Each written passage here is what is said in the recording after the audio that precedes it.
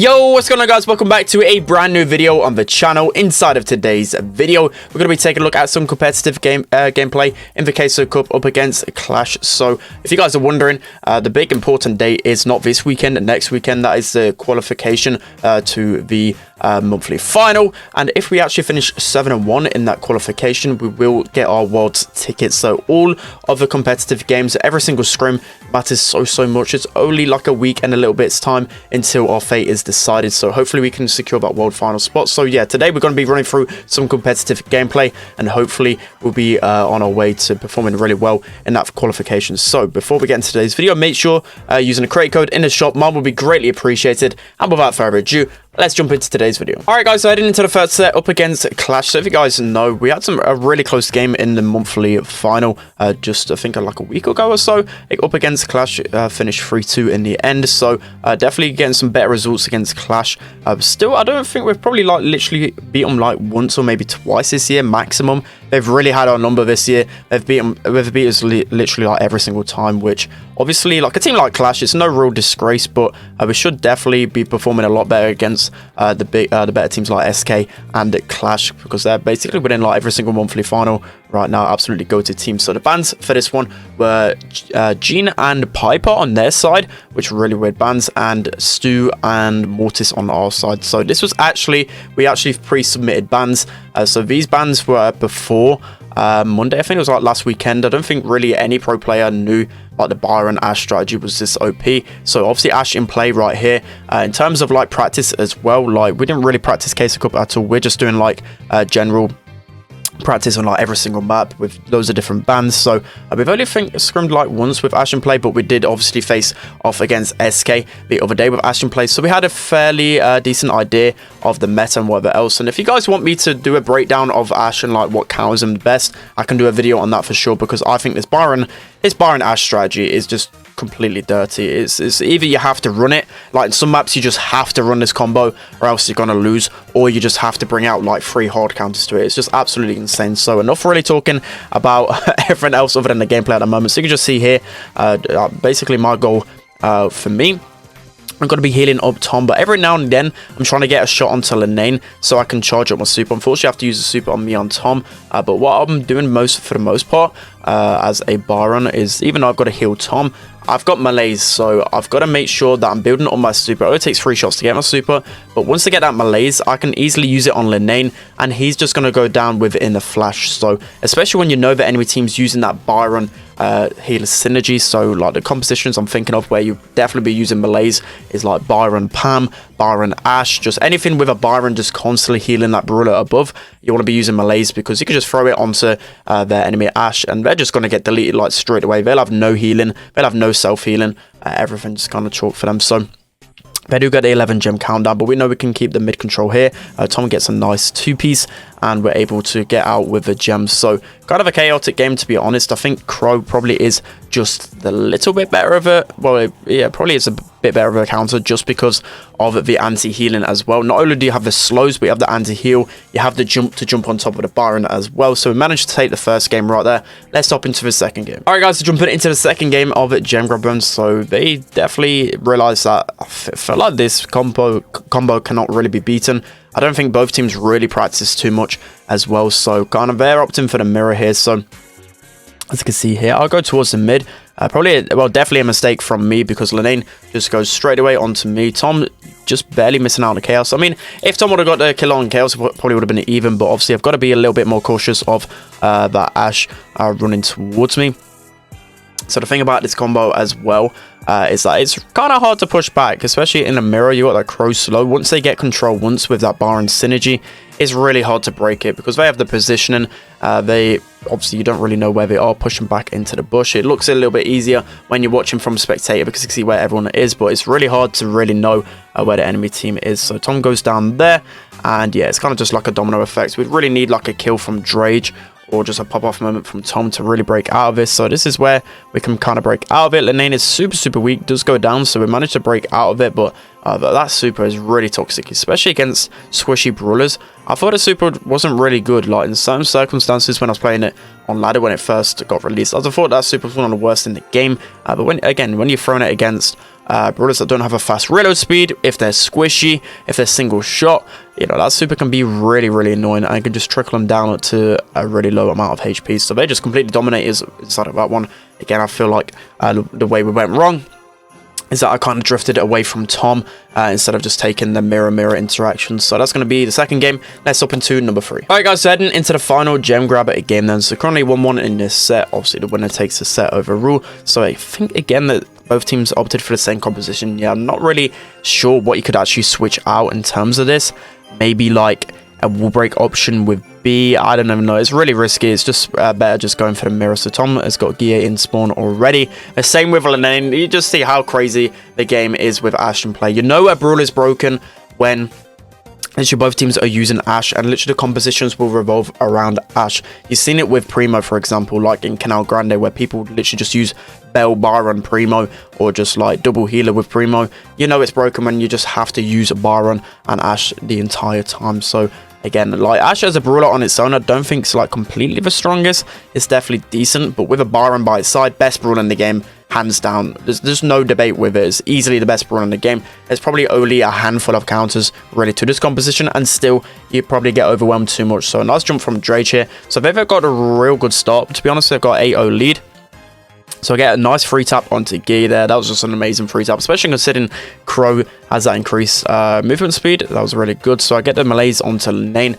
I know straight away, like in VC, I'm just calling out who I'm splashing, just so we know who to focus, because you can see here, look how much healing that Chaos is giving Lane, and he's just not healing up. He's not even got close to half HP yet. That's how strong Melee's is. So nice jump from Drake and a nice takedown from Tom. I'm healing up Drake. I think he got splashed there, so you can see I'm literally healing him from like 100 a second. It's so painful when you get splashed by that star power. So both of us are using it definitely really good. So again, I'm rather just going for the taps onto Lane here so I can get my melees. He's meleesed up again. He's really, really low. So you can just see in this situation is really, really good because Lane is not healing up. He's at like 1.6k HP. Get some taps. Gear jumps in there. It allows Drake to jump in and get the gems. He's on 273 HP and he gets out. So not too sure what they could have done differently there. It's just a full team wipe. All of them were pretty low. Maybe just one of them going up and dying a little bit earlier might have been better. I'm not entirely sure there, but definitely a really good takedown from us. Getting some good opportunities to get the comeback, and we take the win. So that's going to be the first set right there. Let's hop into set number 2. All right, guys. So heading into the first game of Backyard Bowl. So a little bit of a weird combo from these guys to use Qlash, which I was really, really surprised about. Like Qlash, they must have really thought that we'll go in like Poco double tank or something. I'm not too sure. I don't know why I'd go Qlash. B is just a better version of Qlash, especially on Brawl. So yeah, basically both teams have got the same kind of combo, but they have got Qlash instead. So Lane getting a little bit of pressure here. So it was a little bit weird to see Lane on the lane brawler and Chaos in the middle. That's not really a combo I see too often, especially considering like Lane is one of the best bells inside in the world right now.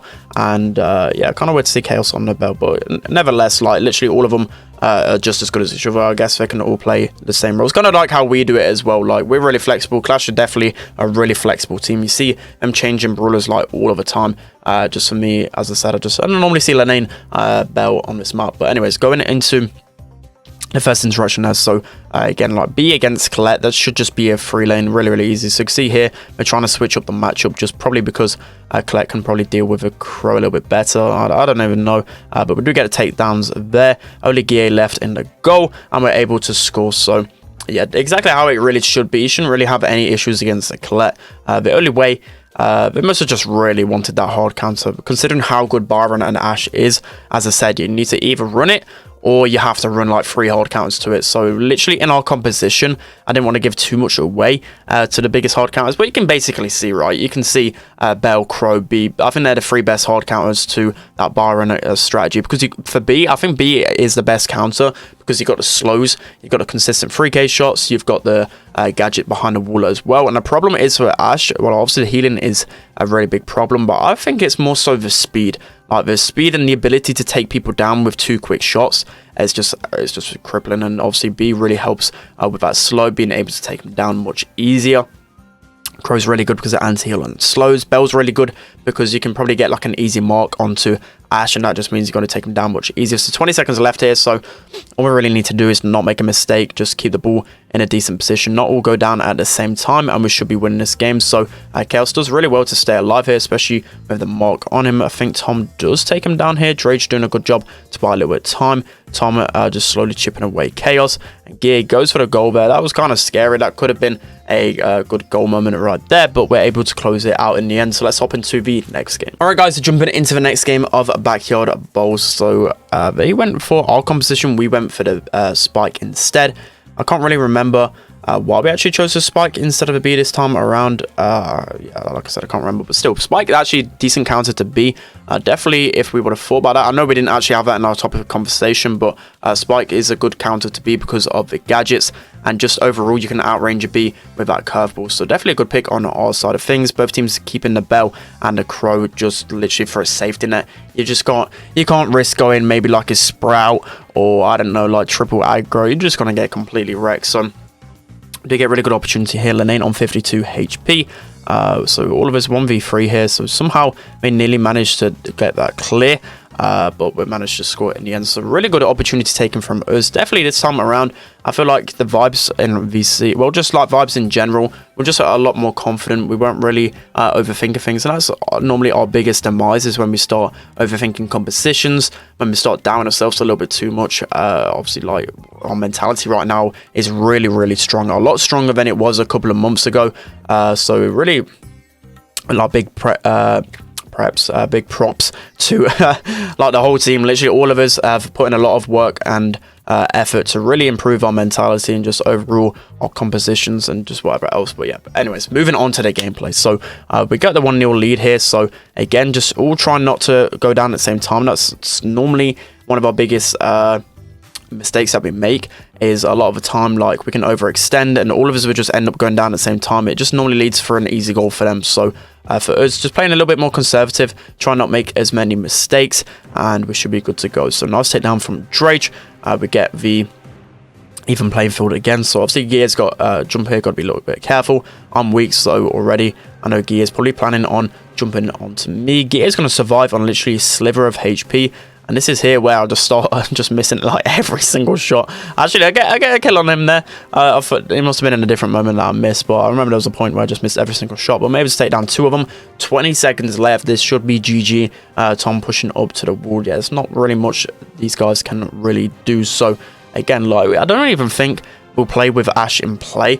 We're really considering banning Ash just as a permanent ban because of how broken it is. But maybe, like, one of the things as well that we've not really done too well in the past is just be comfortable like every single meta. So you can see most of the time we normally just permanent ban Stu, but I don't think Stu's a lot strongest in the meta. Maybe we'll have to permanent ban Ash instead, who really knows. But that's going to be the second set right there. Let's hop into set number 3. All right, guys, so heading into set number 3, starting off with Shooting Stars. So both teams with the same composition. Piper is banned, so this is why both teams are going with this one. And the reason why both teams aren't using Bell, Byron and Ash is because of a Bell. Like, if Piper was in play, I think you'll be seeing this composition, but literally just because Piper's banned, I think both teams just knew that this composition is going to be the better one. So yeah, both teams really not really doing too much. I didn't see how Lane got his super so fast there. I'll probably have to rewatch that afterwards, but Lane gets his super incredibly fast, which normally I do a good job again. I do get my super straight away after. I go for Chaos, and he's literally on 56 HP. I swear that's like the magic number in Brawl Stars, 56 HP.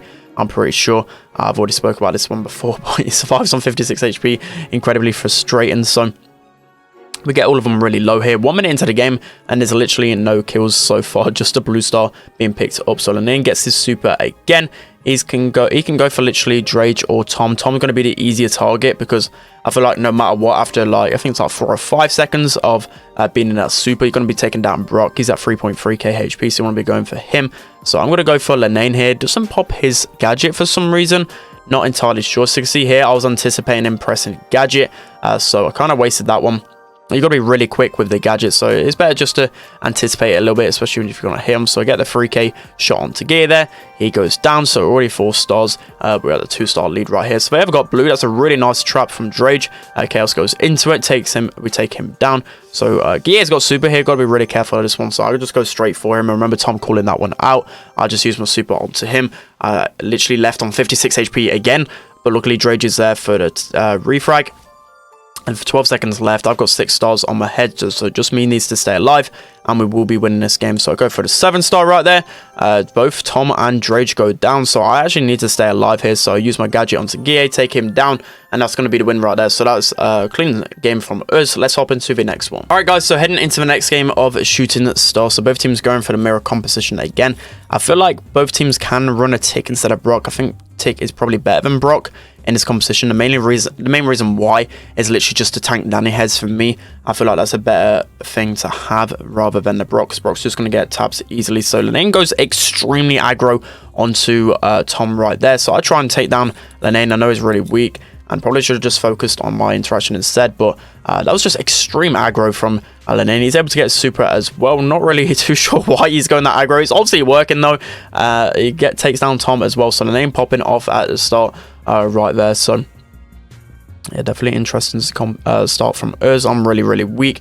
So again, we're not really getting the best start. Drage is marked as well, so literally Nanny head to Drage. He's going to get taken down really easily. It hits me with a 2-tap there. I didn't think the second rocket would actually hit me. Somehow it just hits me like instantly. He's able to take me down. So yeah, probably could have popped a gadget there. So we're only down 6 stars here. We know if we could take down Guille and Lenane, we're going to be doing good. So Tom is in a really good position here. He's got his super. I think it basically makes Lenane one shot. I think Lenane has to kind of rush his super. Obviously risks dying there. That's why he missed it. So we go to Lenane there. We know after 1 tap we can go take him down with a gadget, and we just get the lead right back like that. So really well played from us to keep composure and get the lead really quickly back. So 30 seconds left again. The bell traps are going to be insane. Oh my god, Drage literally survived on 182 HP. I didn't even think he would survive that. Pretty insane right there. But yeah, as I was saying, like when Pipe is banned and when you're playing Bell instead, those traps are going to be really strong, especially if the other team's chasing that lead. It's going to be near impossible to actually regain that lead back. So I'm able to get gear there. Tom's able to finish the kill onto Chaos, and we're able to take home the dub. So yeah, some really clean games from us. Obviously, again, it's just Queso Cup. It's obviously some good practice, but I don't think the players really take these competitions too seriously anymore, just because there's so many like competitions to focus on, and obviously most people want to focus on the qualification and on the monthly finals. So yeah, but obviously win or lose is kind of like the same thing I say with Queso Cup on most tournaments. Like, it's just good practice. It's good. It's obviously good to do really well on them, but obviously the main results are going to be those world final spots, and Qlash has just been absolutely killing it there. So just an off day for them. We're an absolutely go-to team. We've probably beat them like twice, and they've beaten us like 500 times. I don't know, I'm exaggerating there, but yeah, they're a go-to team. Just an off day for them. But yeah, that's going to be it for today's video, guys. Hope you enjoyed. Don't forget to like, comment, and subscribe, and I'll see you guys next time.